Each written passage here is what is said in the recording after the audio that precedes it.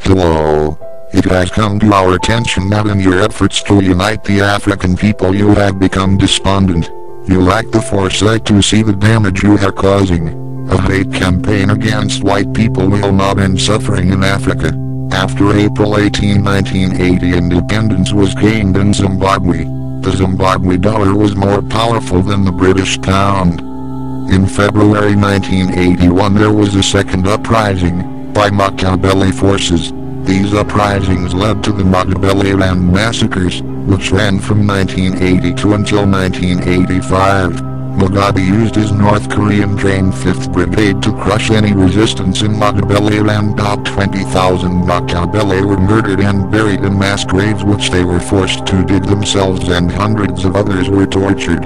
Under the rule of Robert Mugabe, the chaotic implementation of the land reform in 1999 led to a sharp decline in agricultural exports. Traditionally the country's leading export-producing sector, mining and tourism, have surpassed agriculture. As a result, Zimbabwe is experiencing a severe hard currency shortage, which has led to hyperinflation and chronic shortages in imported fuel and consumer goods. In 2002, Zimbabwe was suspended from the Commonwealth of Nations on charges of human rights abuses during the land redistribution and of electoral tampering. These findings were not of Western countries' propaganda machines, but of neighboring countries Botswana, Zambia and South Africa.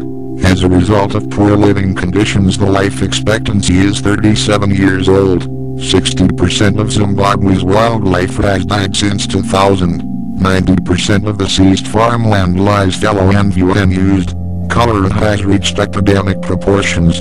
Cholera is caused by drinking dirty water. Ministry of Health and Child Welfare has refused aid from the World Health Organization, and when it does receive it, sells it in government-owned stores. The ministry's solution to the cholera outbreak is to offer free graves to infected victims, as per the Herald newspaper in January 2009. You must understand that it is not Anonymous's objective halt progress in Africa, nor is it to belittle or segregate any race, creed, or kinship. It is to inform and promote unity in all shape and form. Anonymous recognizes that you are in no way a threat to anyone, and are simply spouting misinformed hate towards something you don't understand. Mugabe was meant to be the savior of Africa. Instead he became one of the greatest tyrants who ever lived. Hindsight bias may shatter us all. It is in human nature to point the finger of blame. At some point we must rebuild. We are anonymous. We are legion. We do not forgive. We do not forget.